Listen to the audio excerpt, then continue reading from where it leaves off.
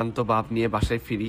ফেরার পর যখন নাকি এরকম চাহনি দেখি তখন তো একদম মানে মাইন্ডটা পুরো রিফ্রেশ হয়ে যায়। একদম ক্লান্তি ভাব কই যে চলে যায় এরকম চাহনি দেখলে সেটা বলে প্রকাশ করার মতো না। তো কার সাথে এরকম হয় যারা বিড়াল পালে অবশ্যই কমেন্ট করে জানাবেন।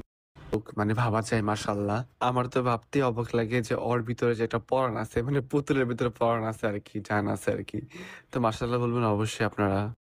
মাশাআল্লাহ, মাশাআল্লাহ, মাশাআল্লাহ অবশ্যই আচ্ছা, ওকে নেওয়ার জন্য আমাকে ইনবক্স করতেছেন বা আমাকে কল দিচ্ছেন, প্লিজ দয়া করে কেউ আমাকে ওকে নেওয়ার জন্য ইনবক্স বা কল করবেন না, কারণ ওকে আমি দিব না। সো প্লিজ আপনারা কেউ ওকে নেওয়ার জন্য আমাকে ইনবক্স করবেন না। ও এত সুন্দর একটা বাচ্চা, ওকে কি আমি দিতে হ্যাঁ, ভালো করে টিপো। খালি বসে বসে খেলে হবে? বাবার সেবা যত্ন কে করবে? হ্যাঁ, বাবার সেবা যত্ন করতে হবে তো। ভালো করে টিপো। হ্যাঁ, বাবা আরাম পাচ্ছে। এই তো, গুড গার্ল আমার। শোনা বা, সুন্দর করে টিপো। শোন, এখানে টিপো, এখানে এখানে। হ্যাঁ, এই তো, গুড। এদিকে এদিকে, এখানে এখানে এখানে। এখানে টিপো, এদিকে এদিকে, এদিকে টিপো। হ্যাঁ, এখানে এখানে।